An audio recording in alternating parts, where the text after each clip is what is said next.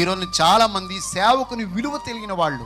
ఒక విషయం చెప్తా వినండి, దేవుని విలువ తెలిసిన వాళ్ళకి సేవకుని విలువ తెలుస్తుంది. ఆమేనండి అందరూ. ఏంటట? దేవుని విలువ తెలిసిన వాళ్ళకే సేవ విలువ తెలుస్తుంది, సేవకుని విలువ కూడా తెలుస్తుంది.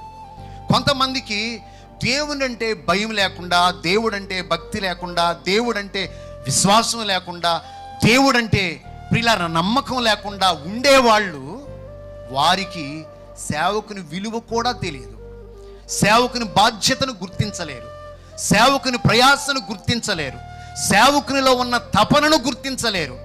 ఈరోజు ఒక్కసారి మీరు గుర్తుపెట్టుకోవలసిన విషయం ఏంటంటే, ఇదిగో రోదే ఉందా, ఆమె పేతురు గారి స్వరమును గుర్తించినట్టుగా ఈరోజు మీరు కూడా ఆ సేవకుని భారం, సేవకుని ప్రయాస, సేవకునిలో ఉన్న తపన, సేవకునిలో ఉన్న ఆ తృష్ణ మీరు కూడా కలిగి దినదినము పరిచర్యలో ముందుకు వెళ్ళుదురుగాక.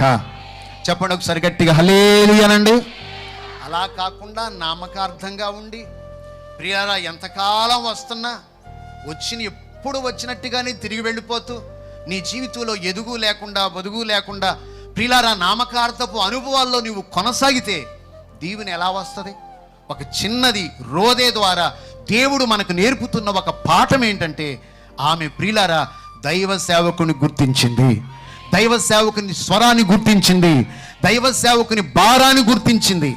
భారాన్ని గుర్తించింది కాబట్టే వినండి, ఇప్పుడు అతని కొరకు ప్రార్థన చేసే సమూహంలోకి వెళ్ళగలిగింది. అర్థమైంది కదా? ఆ భారాన్ని ఈమె గుర్తించింది కాబట్టి, ఆ సేవకుని త్యాగాన్ని గుర్తించి చూసింది కాబట్టి వెళ్ళి దేవుని సన్నిధిలో మోకరించి ఐక్యపడి ప్రార్థన చేయడానికి ఎంత ఆసక్తి చూపించింది.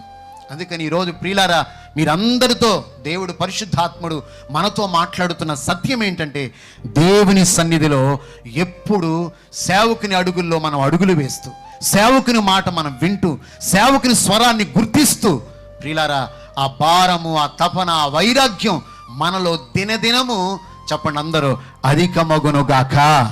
ఒక మాట చెప్తా వినండి, 10 ఎండి పుల్లలు ఉన్నాయి, పొయ్యిలో పెట్టాం, దాంట్లో మధ్యలో ఒక పచ్చి పుల్ల పెట్టాం, ఏమవుద్ది చెప్పండి? ఏమవుద్దమ్మా? మండిద్ది. అదే ఓకే. ఇప్పుడు ప్రియులారా అదే ఒక ఎండి పుల్లని బాగా మండేదాన్ని తీసుకెళ్ళి పచ్చి పుల్లలో పెట్టాం, ఏమవుద్ది? ఆరిపోద్ది. అంటే అర్థం ఏంటో తెలుసా? ఎంతమందిలో నువ్వు రోజు వస్తున్నావు, వచ్చినట్టు వెళ్ళిపోకూడదు, వాక్యం వింటున్నావు అలాగే వెళ్ళిపోకూడదు, దులుపుకొని పోకూడదు. ఏం చేయాలో తెలుసా? నీలో ఆ భారం ఎక్కువ అవ్వాలి. దేవునికి స్తోత్రం. బాధ్యత ఎక్కువ అవ్వాలి. హల్లెలూయా. సమర్పణ నీలో